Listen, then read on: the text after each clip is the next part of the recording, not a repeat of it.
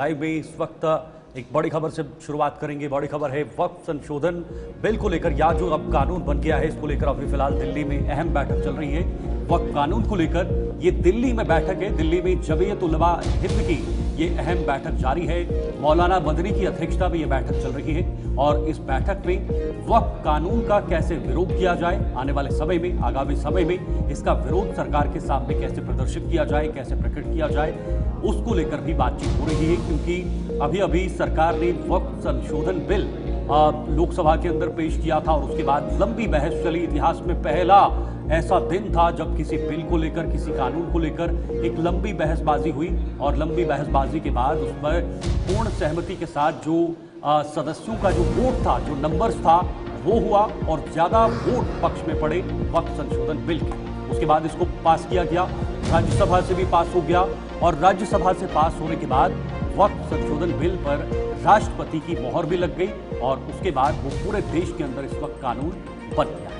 तो बिल्कुल यहाँ पर आपको बता दें कि धर्म की लड़ाई अब कानून तक जो है आ चुकी है और इसी में दिल्ली में जमीयत उलमा हिंद की बैठक जारी है। कई मुस्लिम संगठन इसमें शामिल हैं। लगातार यहाँ पर वक्फ कानून के विरोध में, वक्फ कानून के खिलाफ ये कदम जो है उठाया जा रहा है और मंथन जो है वो चल रहा है। फिलहाल दिल्ली में ये बैठक चल रही है जहाँ पर तमाम मुस्लिम संगठन जो है मौजूद है और वक्फ बिल के विरोध में, वक्फ कानून के विरोध में सभी ये बैठकें कर रहे हैं। लगातार तस्वीरें सामने आ रही है कि किस तरीके से देश में अलग अलग राज्यों में जहां पर वक्फ बिल का विरोध हो रहा है, तो विरोध पहले काली पट्टी से शुरू हुआ और अब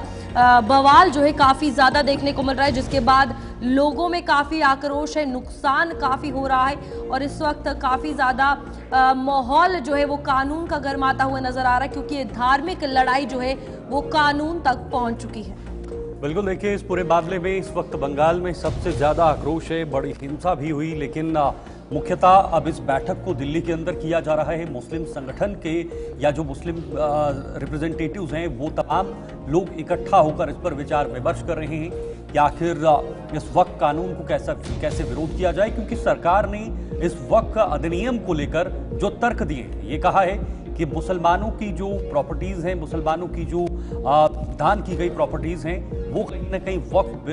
बोर्ड के अंदर जाती हैं और उसका प्रयोग आम लोगों के लिए, गरीबों के लिए होना चाहिए, उनके हितों के लिए होना चाहिए। इसी उद्देश्य को लेकर वक्फ बोर्ड का गठन किया गया था 1913 में। उसके बाद संशोधन समय समय पर हुए। 2013 में इसका आखिरी संशोधन हुआ था जब कांग्रेस की सरकार में कुछ सीमित या सीमा से बाहर होकर कुछ शक्तियां इस बोर्ड को दी गई थी, जिसमें अब सीमित कर दिया गया है और इस अधिनियम के तहत अब इस बोर्ड में कुछ सीमाएं होंगी। उन सीमाओं के बाहर ये बोर्ड नहीं जा सकता। यानी जो वक्फ बोर्ड का जो उद्देश्य है, यानी गरीब लोगों तक, आम लोगों तक, महिलाओं तक, उन तमाम लोगों तक, उन तमाम जरूरतमंद लोगों तक फायदा पहुंचाना, उस उद्देश्य पर अब काम करने का यहाँ पर एक जो कदम है वो सरकार की तरफ से बढ़ाया गया है। बिल्कुल, यहाँ पर वक्फ को लेकर अगर बात की जाए तो कई ऐसे सेक्शंस थी, कई ऐसे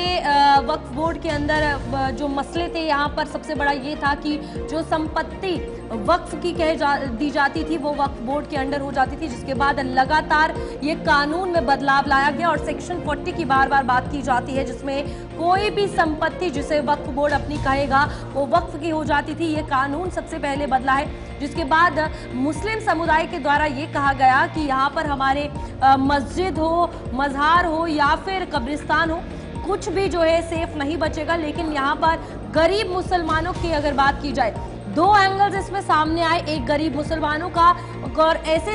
समुदाय का जो काफी ज्यादा इससे खुश हुआ। अब देखिए, एक ही समुदाय के बीच दो अलग अलग एंगल्स का बंटवारा हुआ, जहां पर राजनीतिक